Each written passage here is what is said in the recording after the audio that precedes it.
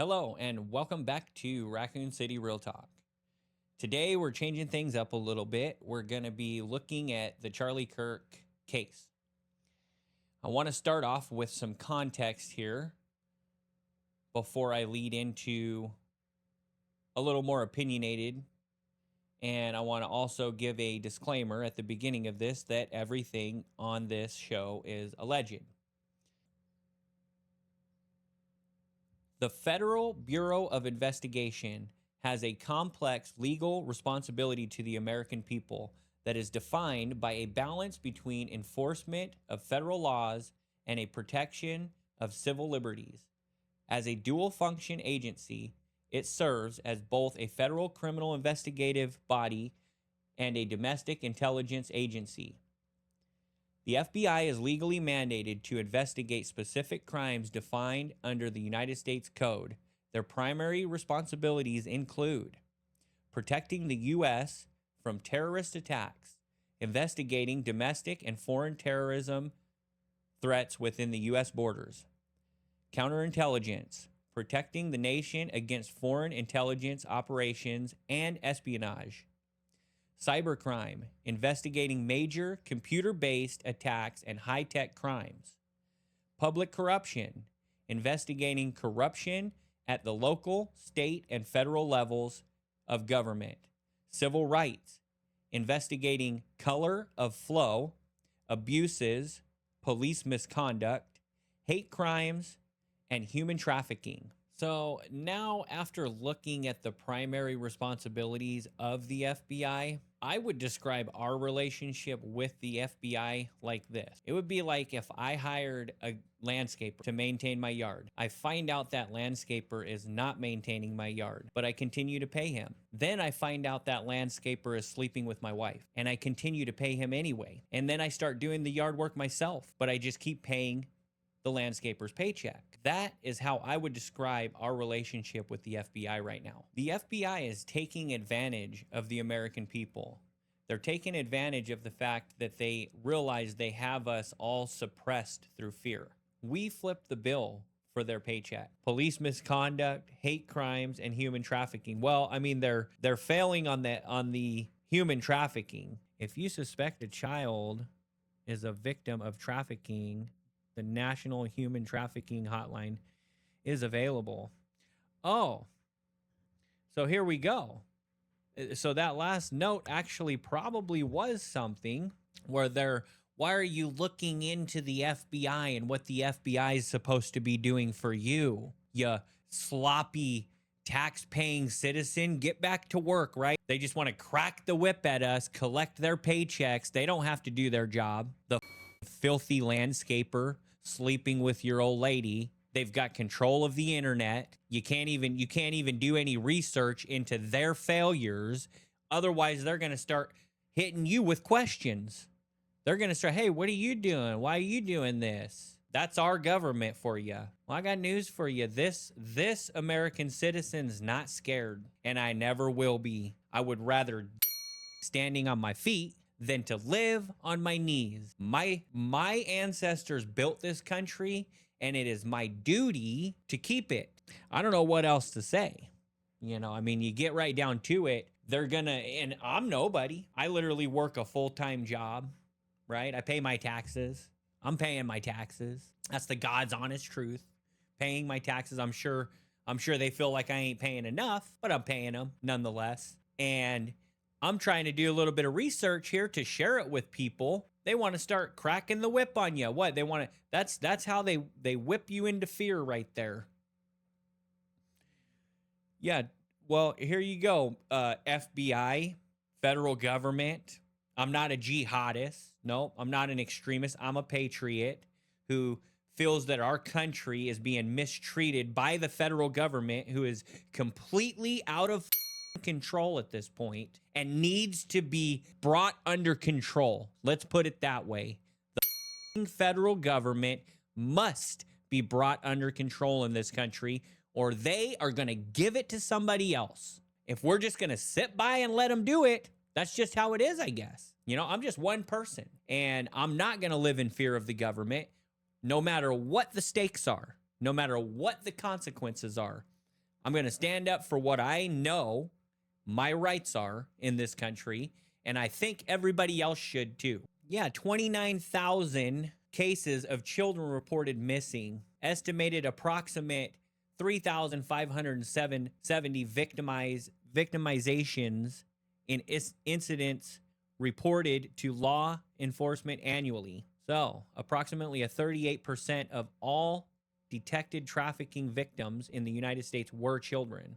But in a hypothetical world, if the people of the United States were to discover that 9/11 was not committed by Osama bin Laden and a bunch of Arabs with box cutters that hijacked planes and happened to do everything coordinated perfectly right under the nose of the most powerful intelligence agencies in the world, the United States, which, by the way, this has been discussed on many occasions and in depth by scholars. The hypothetical scenario of a foreign government being responsible for the September 11th attacks is a subject often explored in political science, international relations theory, and what if historical analysis. If such a discovery were made in hypothetical world, the consequences would likely be categorized into several major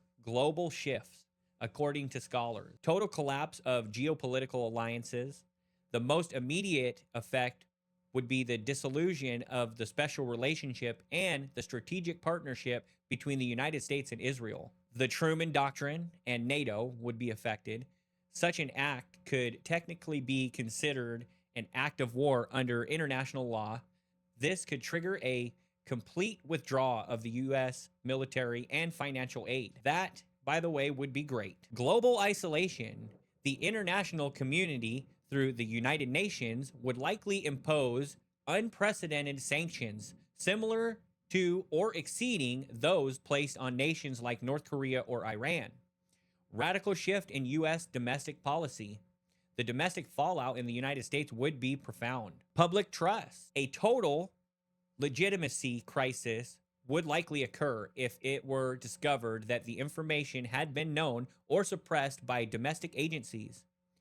It could lead to civil unrest or fundamental restructuring of the U.S. intelligence communities, the CIA, the FBI, and the NSA. Legal reckoning. There would be a massive push for reparations and legal action in international courts, such as the International Criminal Court, ICC. Regional power vacuum. In the Middle East, the balance of power would shift intently. The axis of resistance. Regional rivals would likely see their influence grow as the primary deterrent U.S. backing of Israel vanished. Conflict escalation. Absolutely, because all of the countries surrounding Israel at this point, without U.S. protection, the risk of a regional war involving multiple neighboring states would increase significantly. Don't with Israel simply because the United States will come in and give them a spanking if they do. Psychological and media impact. The information shock would change how history is taught and how media is consumed. Revisionist history.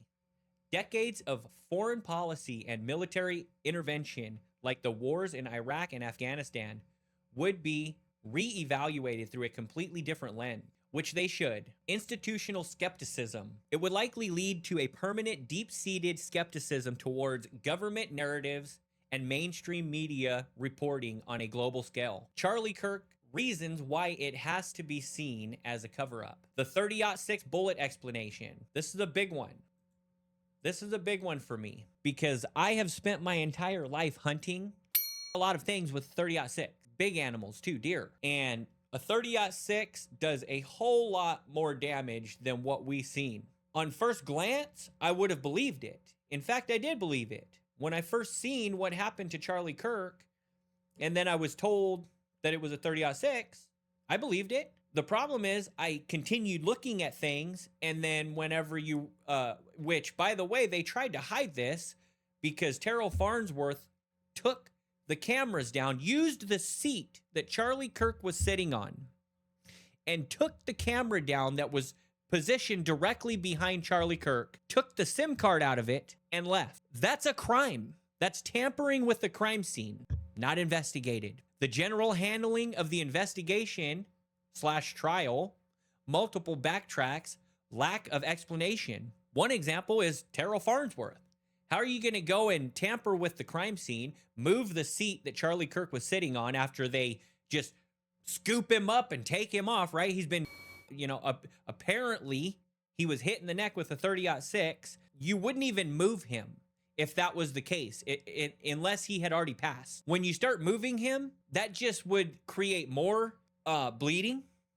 That would create more trauma to his already injured neck. So if they were trying to save him, which based on the actions we've seen his security take, they weren't even trying to save him. They were just trying to wrap him up and get him out of there as fast as they could. Nobody really caught it at first. Obviously, everybody was shocked. Nobody had the foresight, right? Unless you're Mikey McCoy standing right next to Charlie Kirk whenever he gets hit. As soon as he gets hit, it's just like this. Let me go over here and call somebody. Just turns around and walks off nice and calm.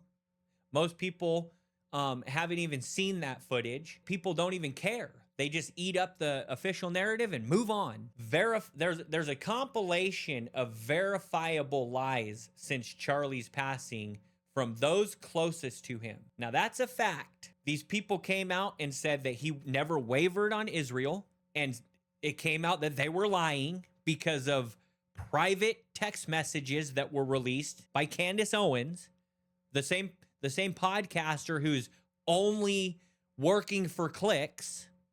That's what the media wants to say. She's just working for clicks.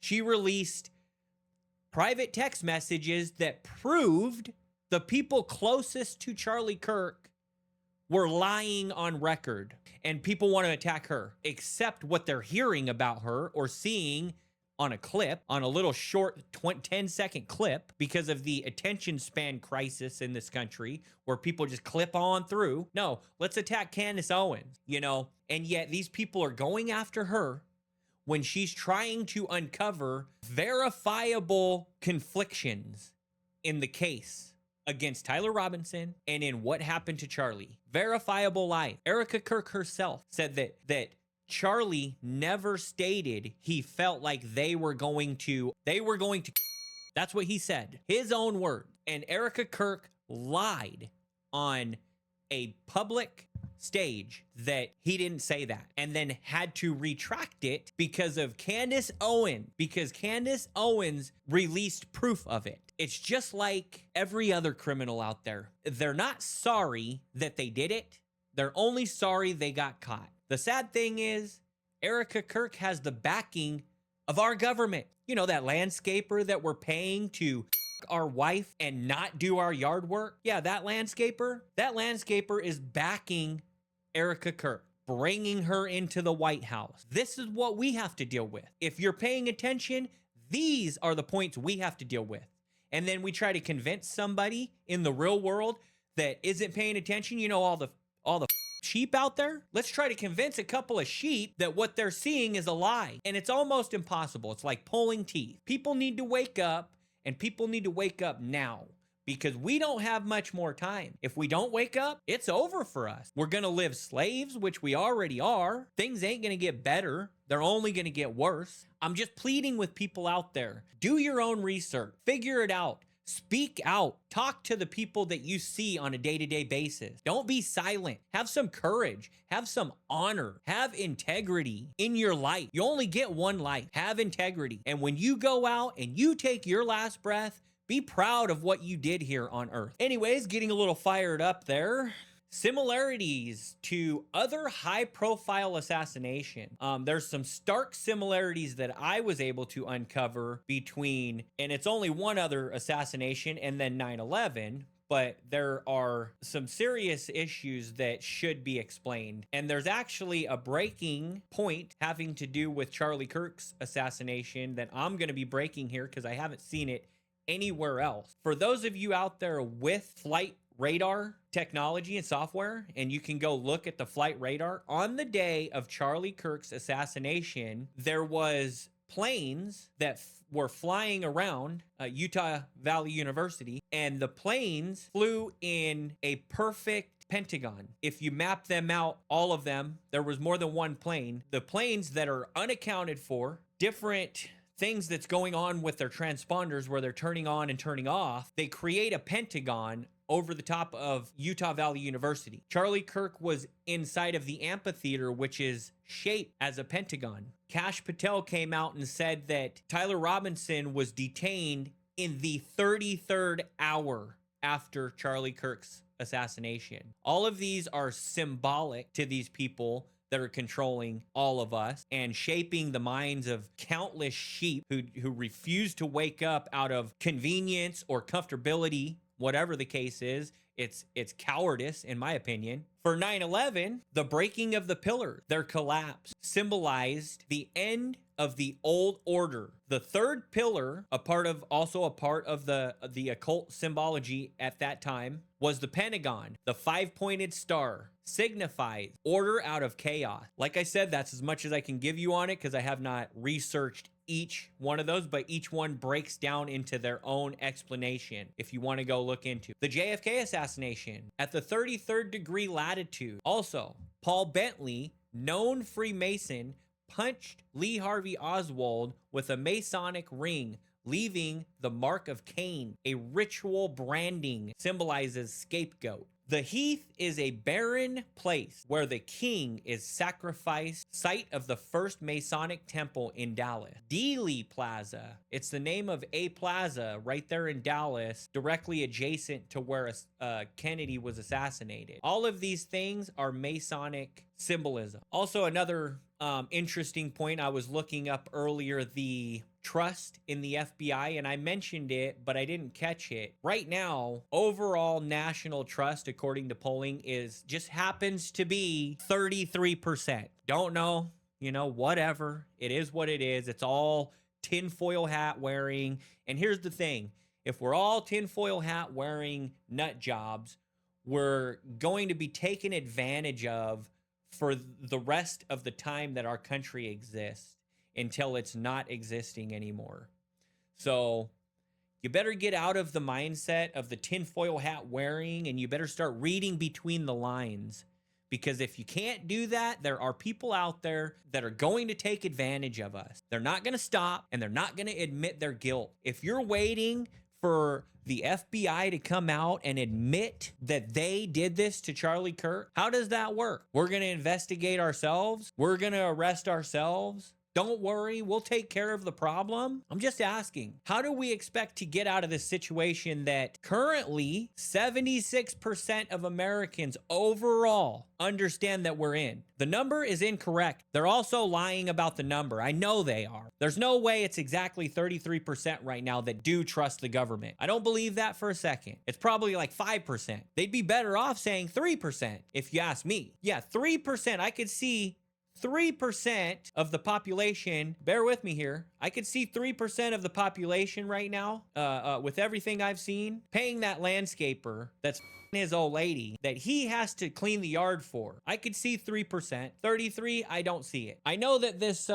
episode got a little bit tense, and for any of you that decide to stick with me, I have so much gratitude for anybody who comes in and watches, but I have to shout out the people that do go live, because it is much more difficult than people realize to do something like this and to put yourself out there like this. Okay, that is gonna do it for us today on Raccoon City Real Talk, and I appreciate everybody for dropping in. I hope that you will return. Thank you.